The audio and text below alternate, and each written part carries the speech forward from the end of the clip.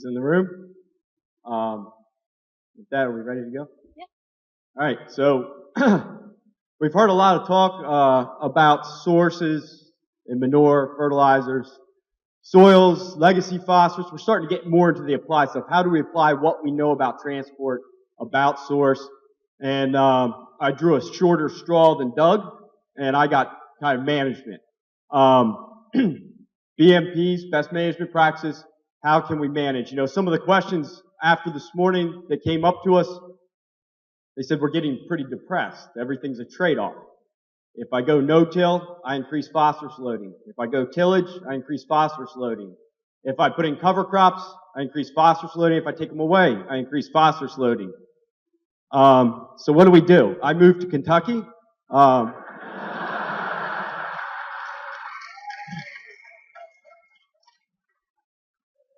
Where we don't have a phosphorus issue. So find your own solution. No. So talking about management, BMPs. So let's start with the basics. Phosphorus isn't nitrogen, okay? So we're going to have to manage it differently. But we got to recognize, I know you don't want to hear it, but there are trade-offs between managing for nitrogen and managing for phosphorus. But these distinctions are important.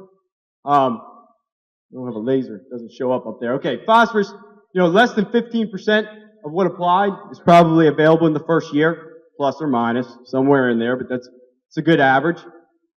Reductions in rate may not improve efficiency. With nitrogen, the most efficient use of nitrogen is the first unit I apply, right? So if I take a huge yield hit and only apply 10 pounds of nitrogen per acre, that's really efficient use of that fertilizer resource, okay?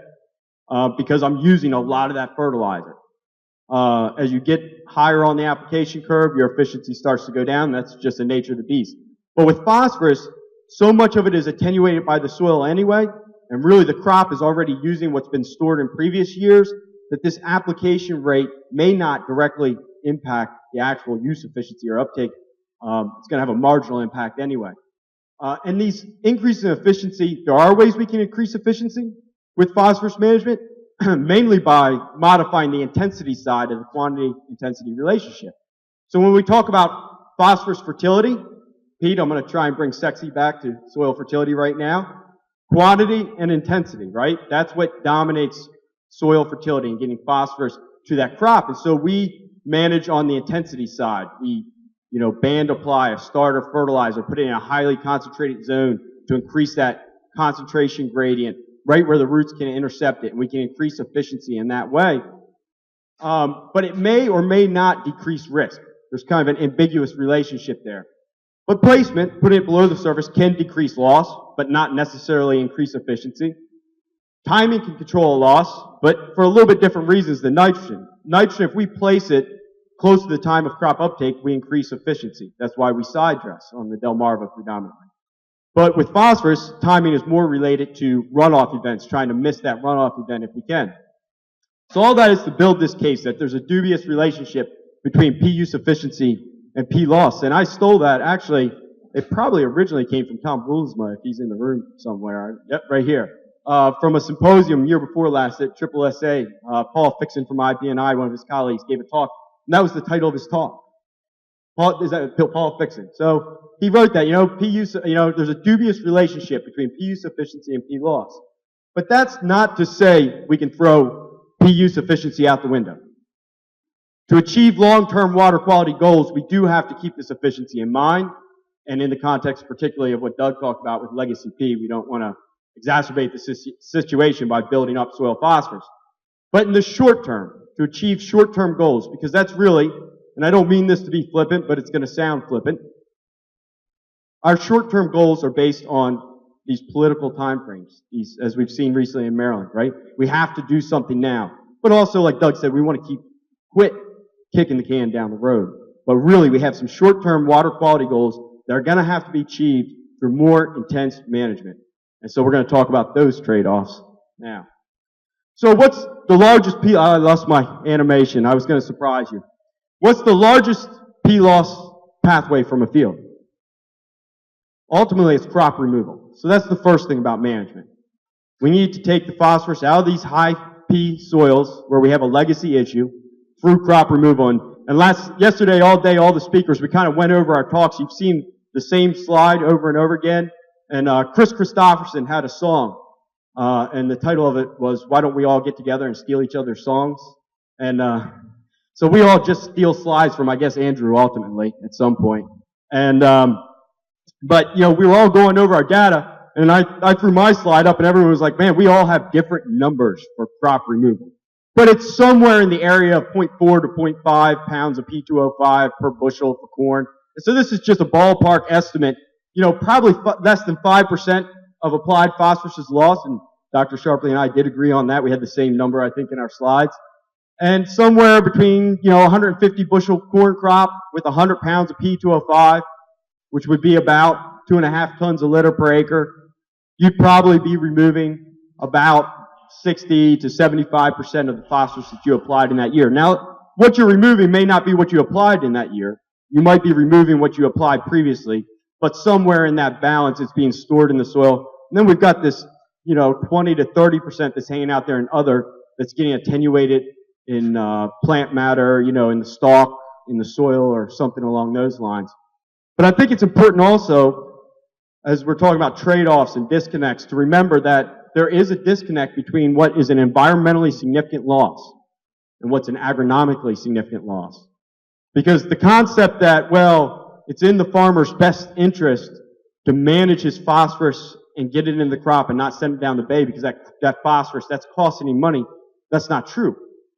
Often, it is much cheaper from a management perspective because of the complexities of this situation to lose some phosphorus. And, as was mentioned earlier, it's a leaky system. Water runs downhill.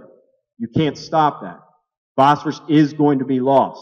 We just have to manage it to the lowest level that we can, and at some point, to achieve water quality goals, that level may be at a place that costs us money as managers in the field. It's actually going to cost us money to be environmentally friendly, and that's fine, but that's just something that I think we have to understand and be very transparent about.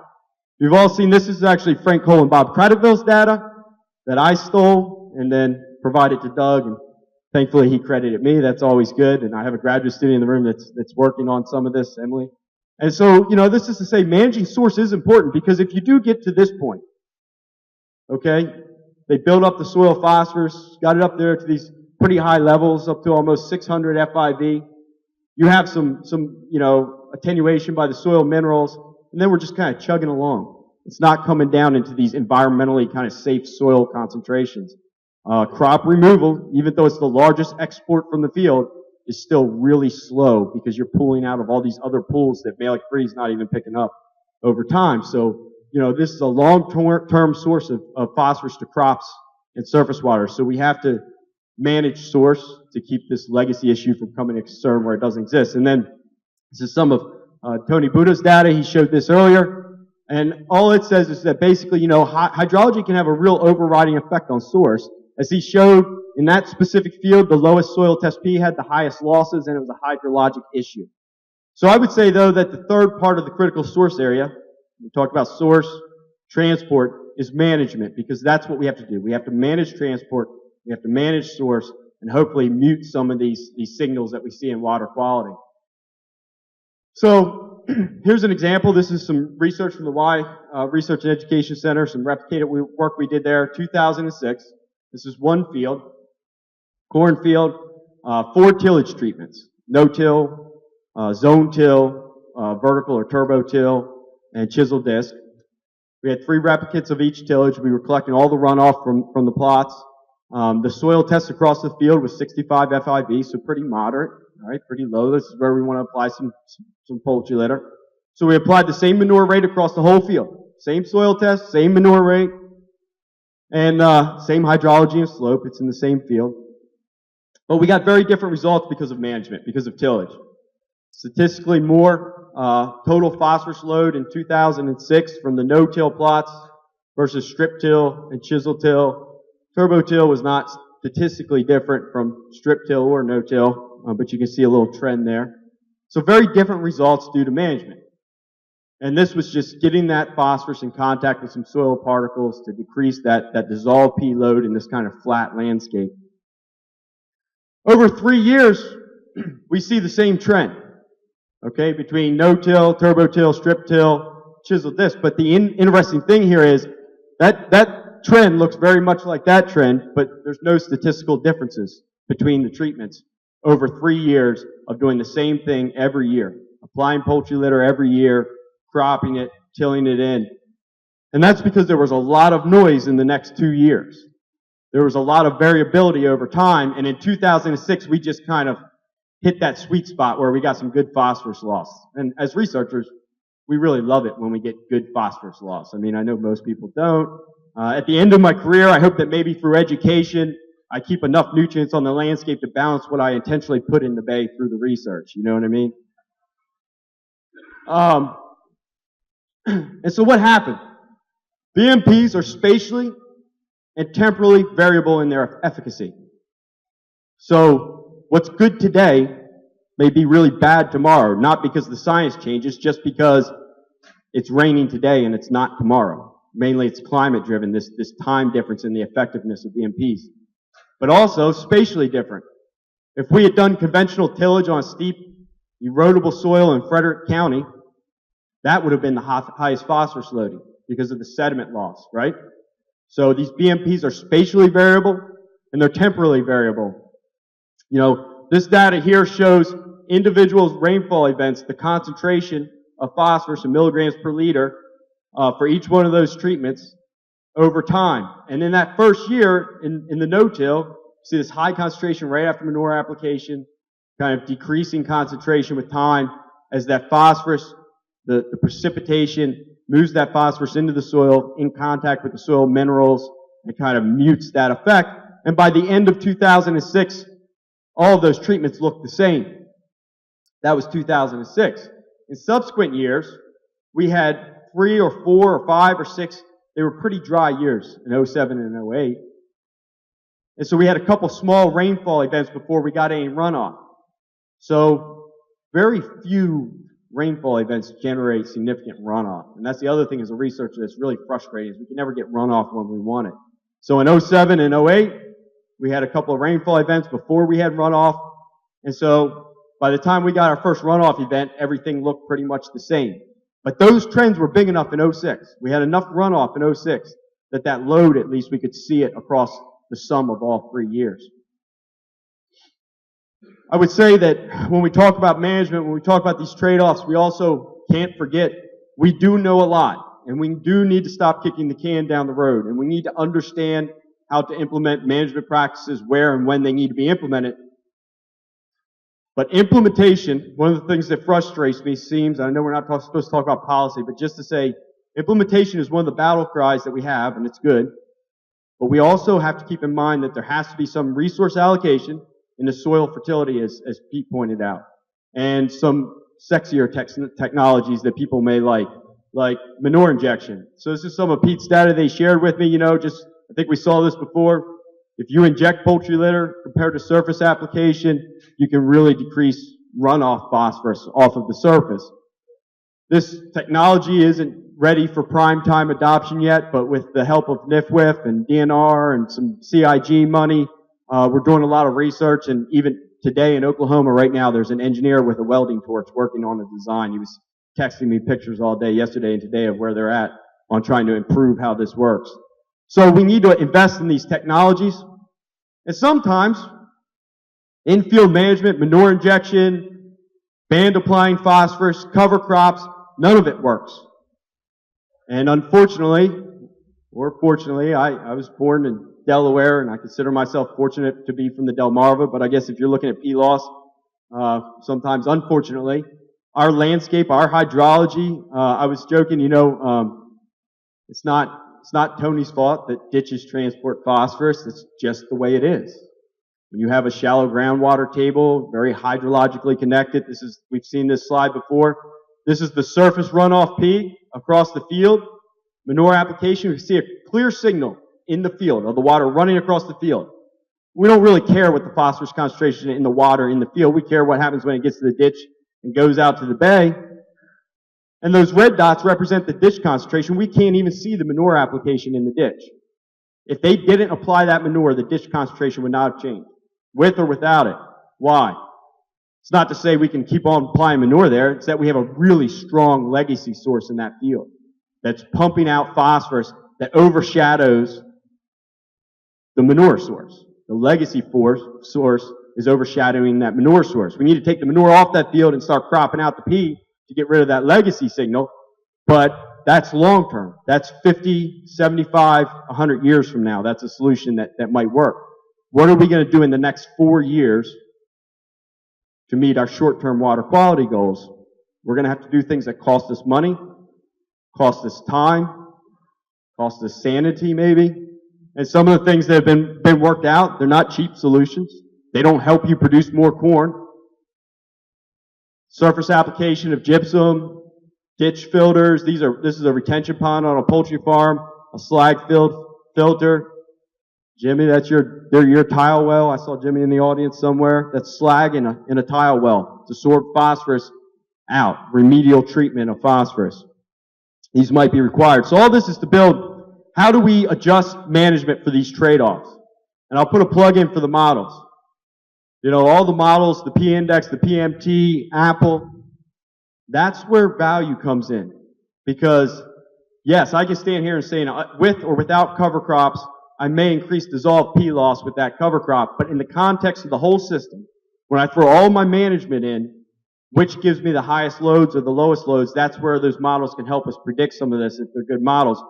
But I would say that from a management standpoint, the 4 R's, which the Fertilizer Institute and IPNI have really been at the forefront of promoting, kind of branding this approach of the right rate, the right source, the right time, the right place, in a well-managed cropping system, is it gives us a framework to weigh risk and benefit and achieve our goals.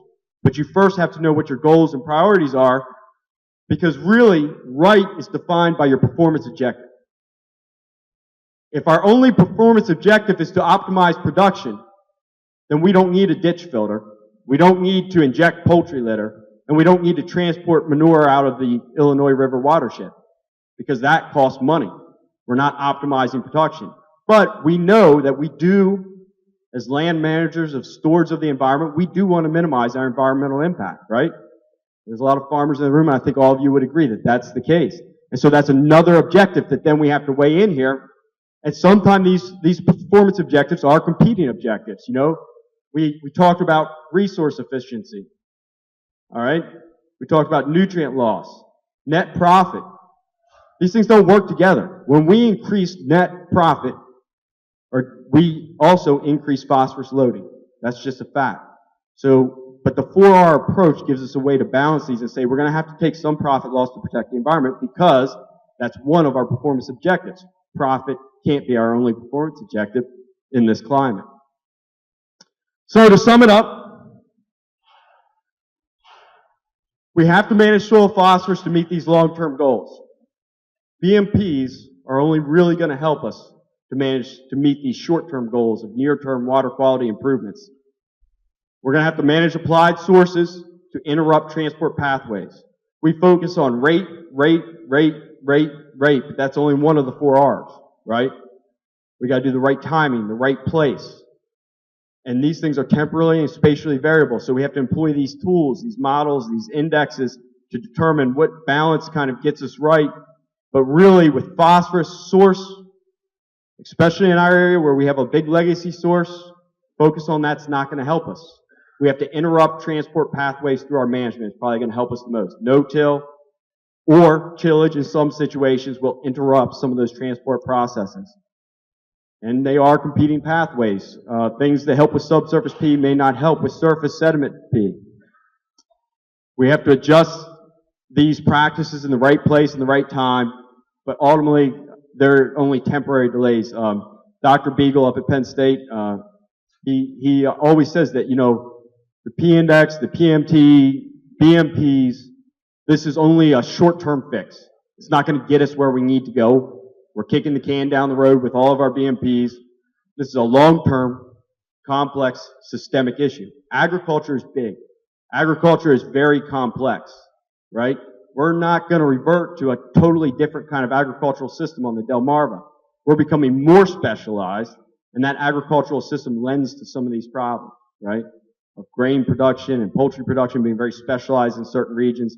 And so these are systemic issues that are going to need some real hard thought and are going to probably cost us some money.